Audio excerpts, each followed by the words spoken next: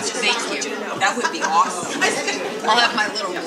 That's exactly what I don't mind. I would, in all seriousness, I would greatly appreciate that. Yeah, I mean, it'd be nice.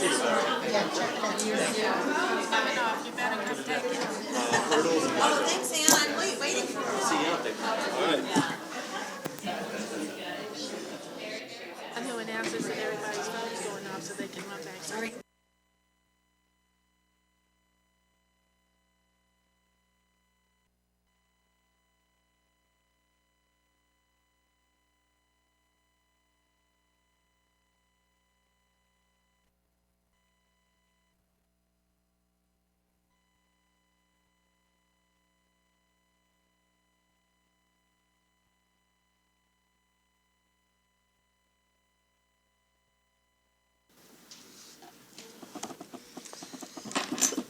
All right.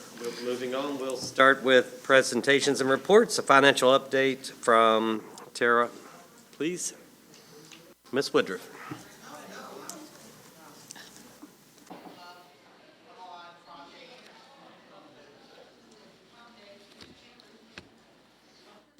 Good evening, Chairman Cass, members of the school board, and Dr. Parrish. For the finance report this evening, I want to discuss health insurance with you. It's an important piece that will be coming with the budget. Health insurance continues to be a large cost to the school division. In the past 8 budget cycles, PCPS has fully covered the cost of premium increases. And during this time, total premiums have increased 56%. Depending on the plan you have, PCPS pays between $6,330 and $16,426 per year towards an employee's health coverage, with an average of $10,705 per year for those employees participating in the health insurance plan. This is a visual graph to show you one option, which is the employee-only coverage. It shows you the annual premiums for both PCPS and the employee from FY09 to FY17 so that you can see the changes that have happened over these years. The red line is the employee portion that has remained the same since FY09, which is $54 a year. And the red line shows how the division has paid and how the annual costs have increased each year. This is the graph for the employee-only coverage, but if I showed you the other options, it would look very similar to this.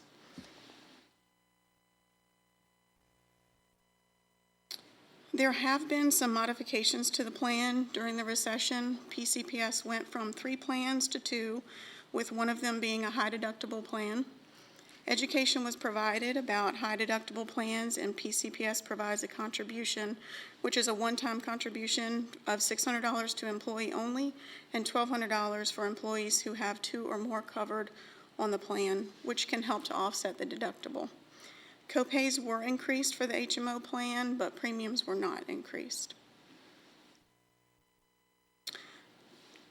During January, we conducted a health insurance survey from our employees, and we had a great response with 83% of all employees responding to the survey. 78% of all teachers responded. And the survey respondents indicated preferences in terms of components of the plan and possible changes to the plans. And this data will be used in the decision-making process in the coming weeks. We received 13 different considerations from our insurance consultant, and possible changes could include creating a deductible on one plan, changing pharmaceutical costs, changes for new employees only, and changes to employee premiums. The school division has a benefits committee which is made up of teachers and staff from each school. And the benefits committee will meet on Thursday, February 23rd, to provide input to senior staff with regard to specific considerations for change. And the superintendent's budget will include recommendations for changes to these health insurance plans. And that concludes my report. Thank you. Do we have any questions or comments for Ms. Woodruff? Yes.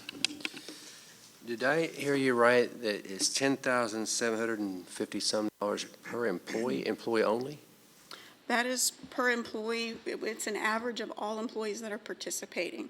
So some are in the employee only and some are in the family. So depending on the plan, that's the average per employee that's paid. An HMO type coverage.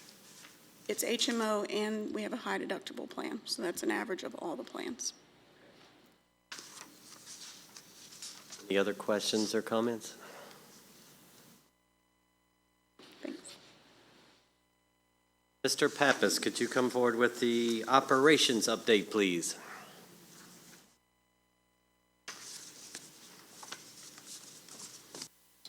Good evening, School Board Chairman Cass, Dr. Parrish. This evening, a few topics, one of which is transportation. Our VML Insurance, which is our insurance provider, Virginia Municipal League, offers us the opportunity to save 5% off of our considerable insurance bill for automobiles if we participate in a program of defensive driving, which is called Where the Rubber Meets the Road. And we have done so for several years. So once again, we will be sending one of our trained trainers to that training. And when they return, it's incumbent upon us to train a minimum of 50% of our drivers, and we'll be sending all of our bus drivers and our maintenance crew, the people to whom we have, in essence, allotted vehicles, to this training, and we far surpass the requirement. So we're very happy that we'll be doing that again. In the area of maintenance, if anybody was out behind the high school today, you would have noticed that we were working on the asphalt phase of the CIP project for putting a new track surface down. So today they did the infield where the high jump is and the broad jump and areas like that, and they got started on some of the bends. And tomorrow, barring rain, we should be finished paving with that phase. The next phase will be putting down the rubber surface and of course painting the lines. In order to do that, we have to have daytime temperatures at least 70 degrees and nighttime temperatures not fall below 47. We're hoping that the spring break might offer us an opportunity to do that. Otherwise, we will be waiting until the culmination of the school year. As part of the project, the lighting needs for the track are a consideration. And once we identify what we have to do and once we get that lighting installed, necessary to illuminate both the track and the infield, we'll get that process done. All of this is being done as part and parcel of the funding for the track project.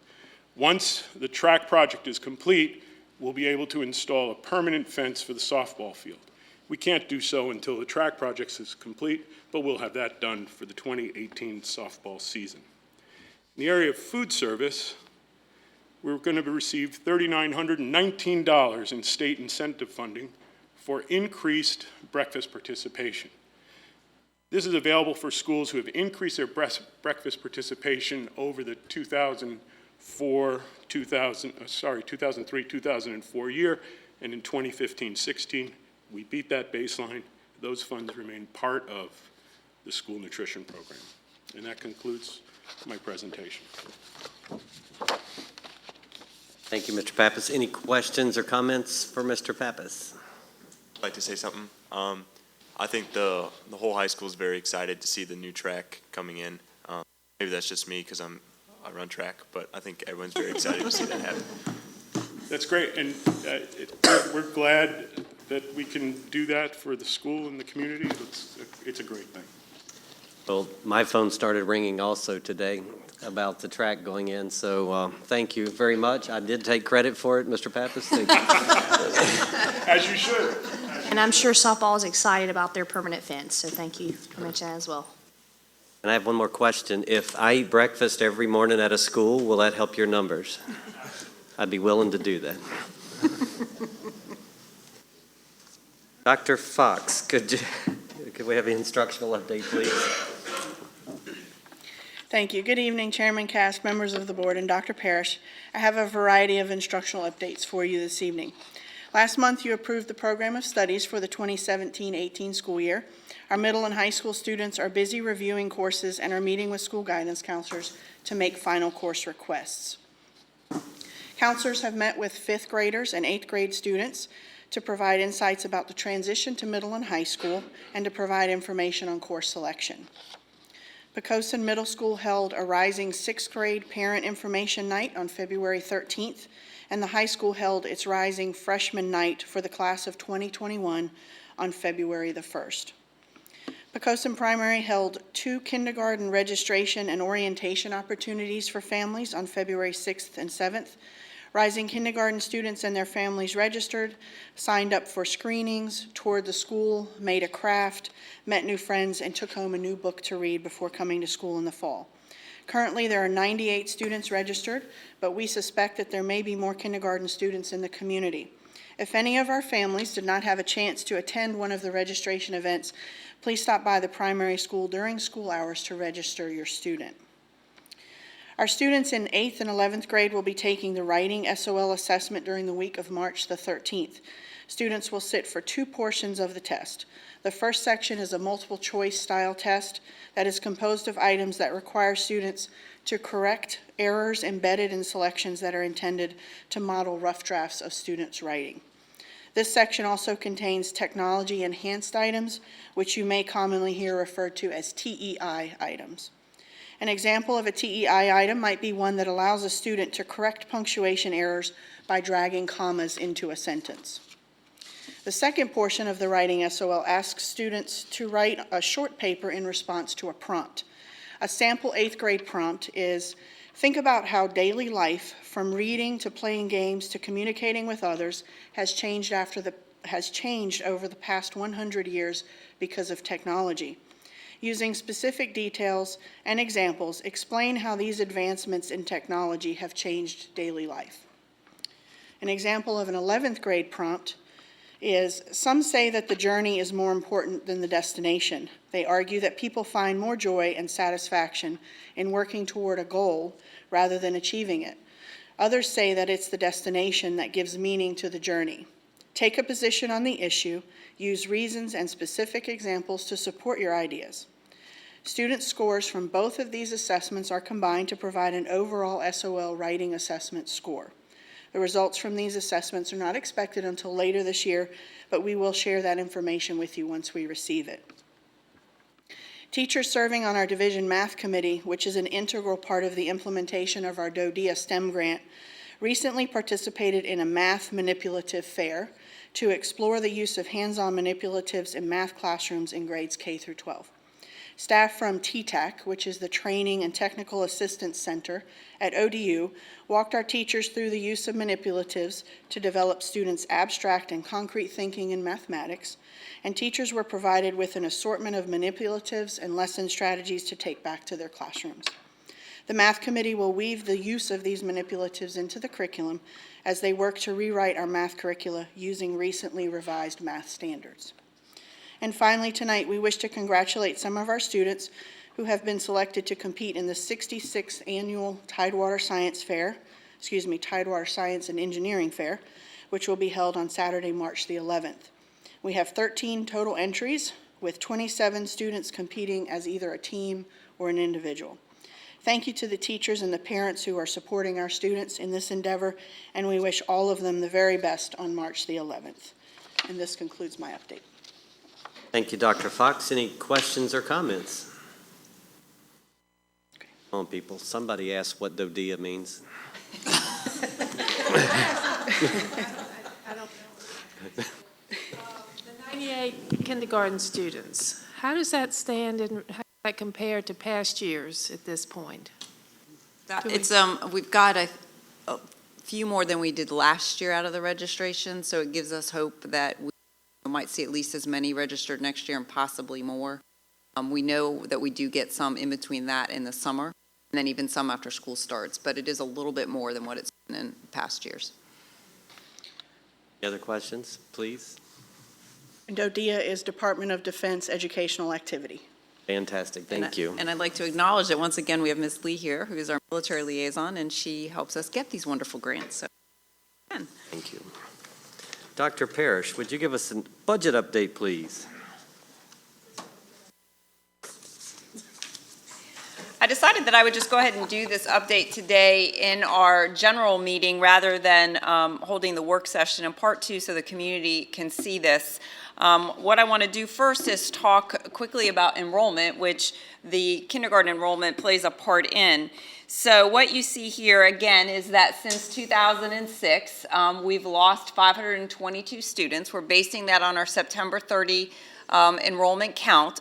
What you see here in the brackets are without preschool. So our entire enrollment on September 30 in 06 and then in 16, in other words, this past September, went from 2602 to 2080. When the state looks at ADM and enrollment, they're not considering preschool, but it's good to give us our perspective because most of our preschoolers do move forward. But you can see there in brackets what it is without preschool. Then you also see that we experienced a loss of 31 students from fiscal year 16 to fiscal year 17 on the September 30 count. We had projected when we built our budget for this current fiscal year that we would see that drop. What we have seen since September 30th into January of this year is a pickup of some students. So now we see a loss of 13 students if nothing changes between now and the end of the year. And most importantly, the March 30 ADM count, which is what really drives our state funding. But based on the data that we've gotten from the Weldon Cooper Center, again, the center that's up associated with UVA and does all the demographics for the state, and looking at where we are, we're still projecting a loss of students. So moving into next year, we're projecting a loss of 26 students. Now, there is building, as we know, going on in the community, but it's just too difficult, and Weldon Cooper Center does not account for it in its projections until we know families are moving in. So my hope is that maybe it's actually not a total loss of 26 students, but for purposes of the budget, that's what we're building the budget on, because what we don't want to do is overestimate our enrollment and then have to make budget cuts during the course of next year. So that's what we're basing our budget on.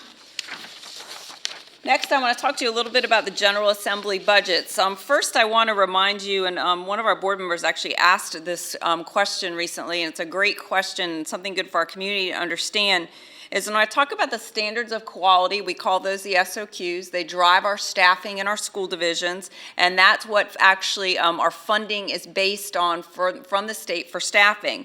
But it's important to note that the SOQ funded positions only represent 67% of our positions.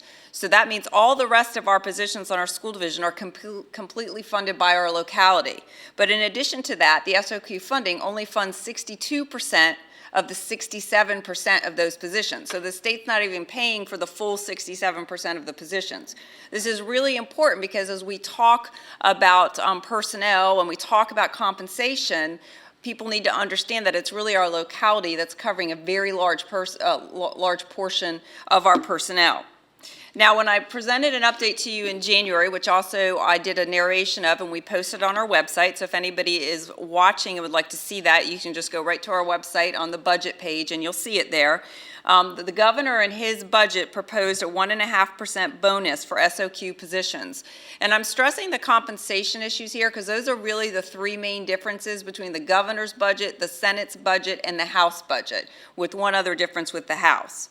The Senate budget provides, instead of a 1.5% bonus, which realize a bonus is seen as a one-time payment, so it doesn't mean a guarantee of an increased compensation into the next year. And a reminder that last year the General Assembly did put in a 2% raise, but in the fall we were told the funding was not coming for that. So we did keep that raise in. We had to use local dollars to pay for it. But the Senate is, in their budget, providing a 2% raise, again, for only SOQ funded positions, so just 67%, with 62% of those being funded. But the total dollars allotted in the budget is actually lower than the governor's budget. Now, the House approached this a little differently. What they've done is, with the funding model they've put forth, they're actually providing some more flexibility in lottery revenue. And what they're doing is allowing school divisions of their budget to use the lottery money if they wish to give an increased compensation. So that is seen as ongoing funding, not as a bonus.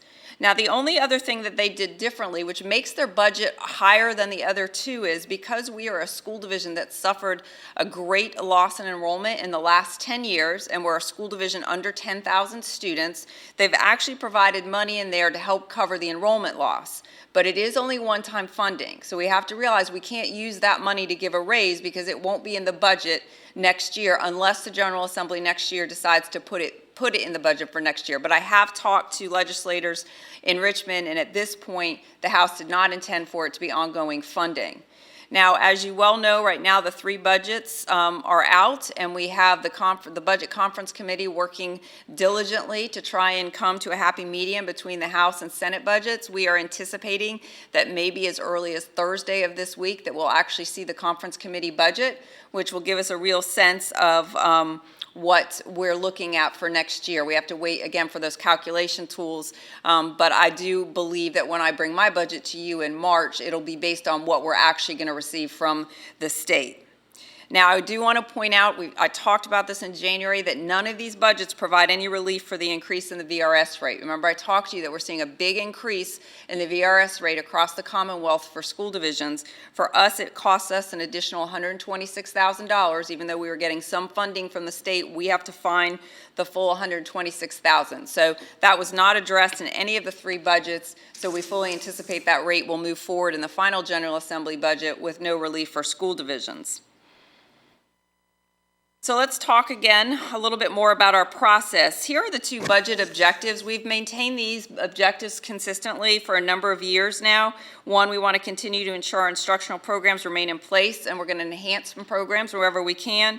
And we want to do our best to provide additional compensation for all employees and try and sustain the transition to the new teacher pay plan.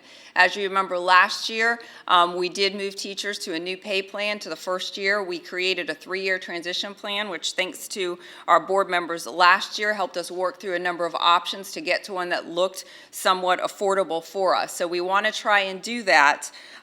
It's going to be a challenge in light of what we're looking at with the budget, but we are crunching numbers and working hard to see if we can maintain it. I mentioned earlier that we expect to have the budget by the end of this week, or at least a sense. I wanted to follow up with what Ms. Woodruff talked about in terms of the health insurance issue. We want to make sure that everybody understands that we definitely are going to have to change health benefits, and here's a big reason why. When I met with you all in January, at that point we were predicting a 7% increase in health insurance costs. We found out last week it's a 13% increase in health insurance if we don't change anything in our health insurance plans. So that comes at a total of $270,000. So in January, I told you there was an increased cost with 7% of about $118,000. Now what you need to do is add another $162,000 on top of that for health insurance. So that's why the information that Ms. Woodruff provided to you is so important. The work that our benefits committee is going to do on Thursday is important. We were really glad to see the responses that we got for the survey that we put out. To have that high of a return rate on that survey was good, and it's given us good data that will help us make good decisions for all of our employees. So with that new increase in the health insurance cost, if we're using the governor's budget, which is technically in between the two in terms of total revenue, his is with the 1.5% bonus, that means our budget shortfall right now is $409,000. You may remember that prior to the 13% increase, it was about $257 or $270. So we've seen now a big bump because of health insurance. So that's why we're talking about it so much. We sent an email out to all employees. Mrs. Woodruff did last Friday to remind them about the benefits committee meeting, to talk to the folks. She listed the people on it so that they would know who to talk to. And, we believe that we can make some changes, but we just need everybody aware of why we're going to have to do that, because health insurance has just come in at such a high cost for us. I continue to talk weekly, if not daily, to our city manager. So I know we'll continue to work well with city staff and certainly city council as we move through the coming weeks and months. So my budget will come to you in the work session at our next board meeting in March. And that concludes my presentation. If there are any questions. Thank you, Dr. Parrish. What was the VRS deficit? VRS increase? 126? 126 is the cost to us. I don't have it off the top of my head. We are getting some funding. You don't remember what it is, do you? Yeah, we're getting some funding from the state, but it comes at a complete cost to us of $126,000. We have to find that money. And I wanted to highlight that. There were some other costs that I presented you, just utilities, that type of thing. But that was one we had talked about and talked to our legislators about. But they want to, and I certainly understand why, but they want to have it fully funded at the end of next fiscal year. Ms. Whitaker? Yes, Dr. Parrish, is the 409,000, is that the worst-case scenario? I would say yes at this point. We're double checking to make sure there's no other increased costs. So I believe that will probably be the worst case scenario in the shortfall unless something different comes out of the conference committee. And we are using this off of the governor's budget. If they go to the Senate's budget, it could be slightly different because we get slightly less more money from them. But I think they'll come, usually when they conference, they'll come somewhere in between. So, yes. Any other questions, comments? Thank you. I think this just shows you how great it is that we have a great relationship with our city council, and we have some work to do together in order to make this work. Thank you very much. You're welcome. Thanks. Ms. Reimers, do we have any public comment tonight? No, sir, we do not. Thank you. Ms. Whitaker, could you lead us in the consent agenda, please? Absolutely. There are 4 items on the consent agenda. All were enclosed with the board packet that was available online for everybody to review. The items are approval of financial reports, approval of personnel action, authorization to change appropriation in accordance with attached requests, and authorization to dispose of surplus property. Do we have a motion to approve the consent agenda? Thank you. Do we have a second? Second. Okay, thank you very much. Any questions or comments about the consent agenda? Ms. Reimers? Ms. Whitaker? Aye. Ms. Rollins? Aye. Mr. Holcomb? Aye. Ms. Mostow? Aye. Ms. Hessel? Aye. Ms. Sheeler? Aye. Chairman Cass? Aye. Motion passes 7-0. Okay, moving on to other matters for consideration. Item A, consideration of approval of minutes of closed session on December 20th, 2016, and information's enclosed. Do we have a motion for approval of the closed session? Do we have a second? Thank you very much. Ms. Reimers? Ms. Whitaker? Abstain? Ms. Rollins? Aye. Mr. Holcomb? Abstain. Ms. Aye. Ms. Hessel? Aye. Ms. Sheeler? Abstain. Aye. 3 abstentions, 4 ayes. Motion passes.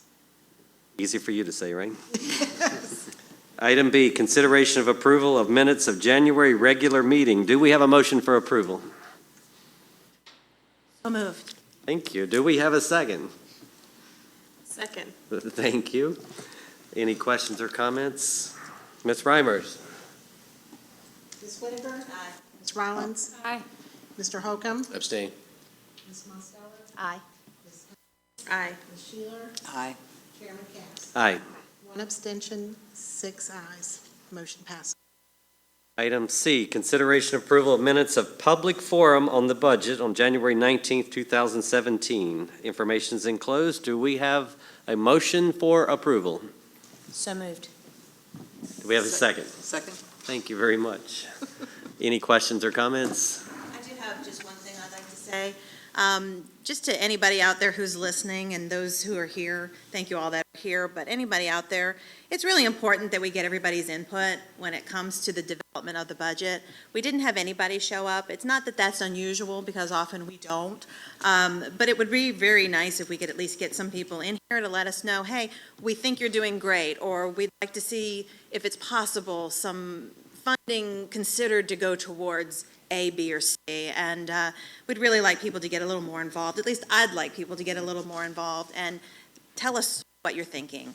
So in the future, if we have a public hearing, it would be nice to see you all. Well said. We have a motion and a second to approve the approval of the minutes of public forum on budget. It's catching, Ms. Reimers.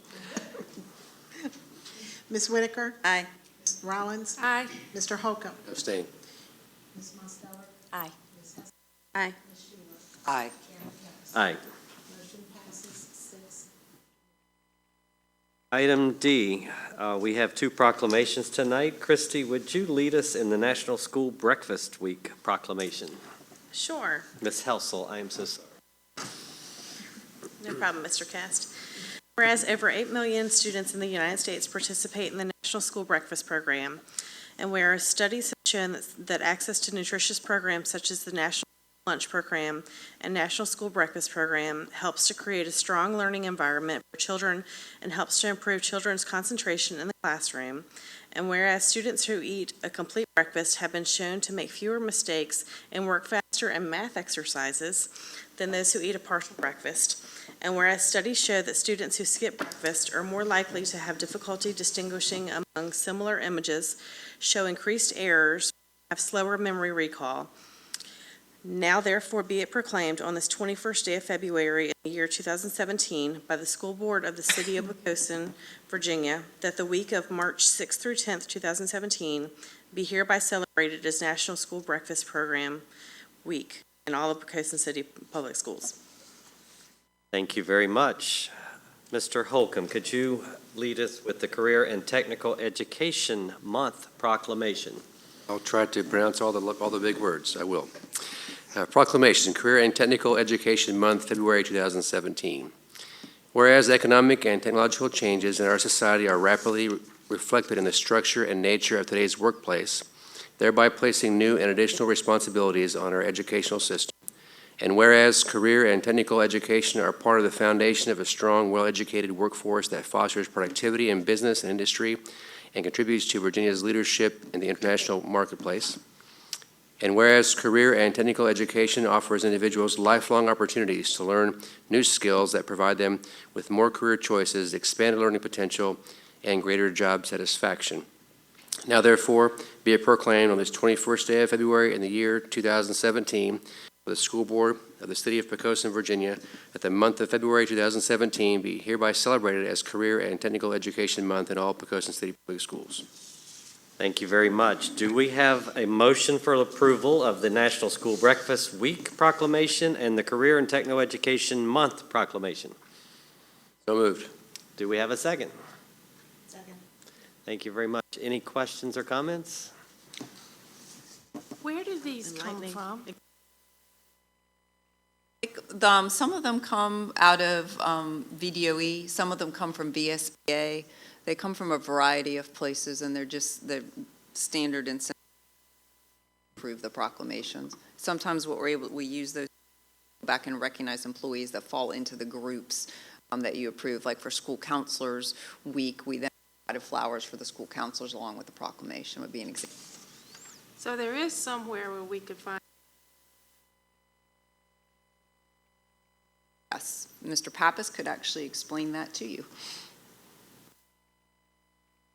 I have a question, and I probably should have asked Mr. Pappas when he was up at the podium, but I have to be honest in saying that I don't even understand what the school breakfast program is. I don't know how it works. I don't know if it's open to every child. I don't know what times it is. Do the kids have to get to school early? Is it something that's in that 10 minutes between when their bus drops them off and they're supposed to be in their desk? How does the whole program work? So how about if we do this? We will get a presentation together and I can get that information out to you. I mean, Mr. Pappas can walk through some of that tonight for you, but I don't know that you want the full year. But we can outline by school because the times are different for each. Start differently. That would be fine, but if it could be during one of these meetings, because I don't know, I think other parents probably don't know. Might help increase our participation. What we'll do is have Mr. Pappas do that as his update next week. So that way parents can learn a little bit more about how they can get breakfast for their students from us. Thank you. You're welcome. And maybe increase our funding. That's right. Okay, we have a motion and a second for the approval of both proclamations. Ms. Reimers. Ms. Whitaker? Aye. Ms. Rollins? Aye. Mr. Holcomb? Aye. Ms. Osfeller? Aye. Ms. Hessel? Aye. Ms. Sheeler? Aye. Chairman Cass? Aye. Motion passes 7-0. Dr. Parrish, would you kick off communication, please? Yes, as Dr. Fox mentioned, we've been doing a lot of registering for classes for our students, and I know parents still have the ability to make changes. So I just want to encourage our parents and community members to work with their students to make those choices, and it does help to drive our budgeting as well once we know the type of staffing that we'll need. But we want to make sure that the course selections that our students make are good ones for our student and they're well informed. I also want to let you know, especially if any of the parents have made it home today, that apparently the sound on part of our student presentation did not go across the TV, but we'll have that fixed and we'll have their presentation through a YouTube channel online tomorrow. So if any of you missed it, we'll have that ready for you tomorrow. Those are my comments for this evening. Thank you. Mr. McDevitt. Start off with the report from the primary school. Parents and community members, mark your calendars and save the date. Poquoson Primary is hosting its second annual Family STEM Night on April 27th from 6 to 7:30. We're planning an interactive evening of building, aerodynamics, robots, coding, and more for students and families, presented by faculty and community members. Poquoson Primary Kindergarten students participated in Global Play Day. During the afternoon of February 7th, kindergarten students unplugged and disconnected to enjoy some simple playtime. Students played board games, built things, explored, and took advantage of unstructured playtime. Everyone had tons of fun. Poquoson Primary PTO hosted Family Movie Night on February 10th. Families gathered to enjoy popcorn and a movie, Zootopia, courtesy of the PTO. The event was well attended with the gymnasium packed with students and families. Second grade students and their grandparents attended a senior social on February 2nd in support of the American Heart Association. Students and seniors enjoyed time together dancing, playing games, and refreshments. The senior social was the culminating activity for Jump Rope for Heart, raising $5,393.42 for the American Heart Association. The elementary school. Poquoson Elementary School collected donations of non-perishable food for the Peninsula Food Bank as 2 nights of the 5th grade musical, The American Revolution. The musical presentations received great reviews, and we thanked Mrs. Northcutt for all she does to make these musicals a success. SCA students sold candygrams for Valentine's Day and are donating the money to the Poquoson Volunteer and Rescue Department. On February 2nd, there was a family math night where parents and students were able to participate in math activities together. February 27th through March 3rd is Read Across America Week, and on Thursday, March 2nd, PES will host Family Reading Night.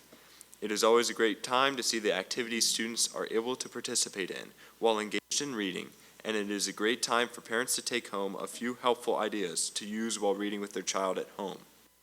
Today, the PES students enjoyed a play called Have You Filled a Bucket Today?, which was provided by the wonderful PES PTO. This Friday, students will have a Jump Rope for Heart assembly to kick off their Jump Rope for Heart Week, which begins next Monday. Students receive pledges from their family and friends to see how many times they can jump without stopping. All money collected goes to the American Heart Association.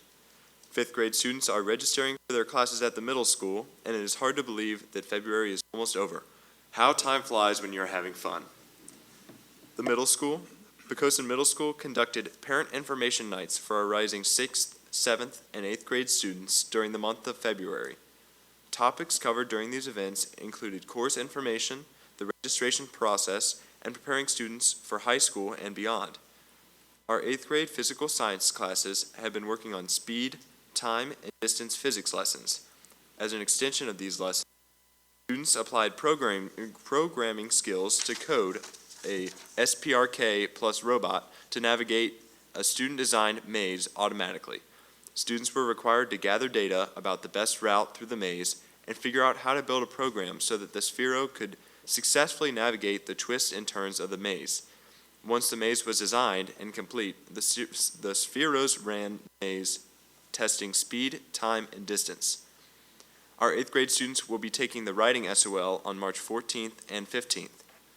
The Take a Stand, Lend a Hand bullying prevention program at PMS is going to focus on communication and conflict resolution in February and March.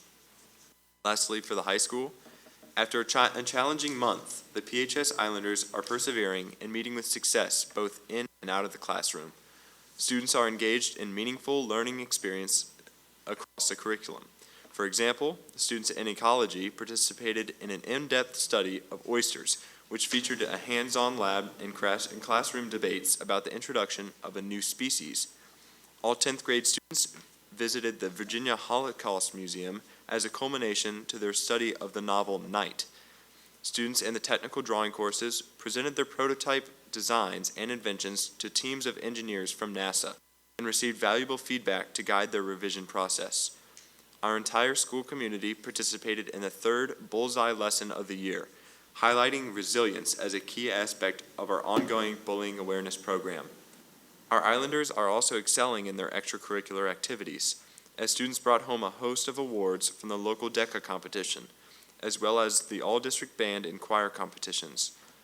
Islanders reached the postseason in every winter sport, as well as Scholastic Bowl. Looking to the future, the SCA is bringing our school community together by sponsoring a Spring Spirit Week, which will kick off on March 3rd with a pep rally and will culminate with Springfest, a modernized version of the Sadie Hawkins dance, on March 11th. Students in the PHS marketing courses created a host of promotional videos to advertise the event, and we look forward to recognizing all of the incredible talents of our school community during this festive celebration. Finally, Poquoson High School would like to thank the Poquoson Education Foundation for the ongoing support and the generous awarding of numerous grants to support creative instructional ideas. Thank you. Thank you. Ms. Whitaker? Yes, I do have one item tonight. Thank you, Mr. Chairman. The Odyssey of the Mind Regional Competition is Saturday, March 4th at Menchville High School. We have 6 that are participating this year. It's a full day of fun and challenges and activities going on. I recommend anybody who is interested to go out there. They still take volunteers, and sometimes they still need judges, but our kids work really hard throughout the school year to get their skits ready and to practice on their spontaneous activities so that they can be ready for the challenges. And I really hope that everybody has a great time that day, and I wish everybody a Collins. Mr. Holcomb? No comment, sir. Ms. Mosteller? No comment. Ms. Helsel? I'll comment. I think all the students tonight did a great job, and I just want to say for Ms. Godsey, I have never equated forensics with glamour before, so that was a new one for me tonight. Ms. Sheeler? No comment. And I have no comment tonight. Do we have any material for board review? No, you do not this evening. Well, thank you very much. Great meeting, and we will stand adjourned.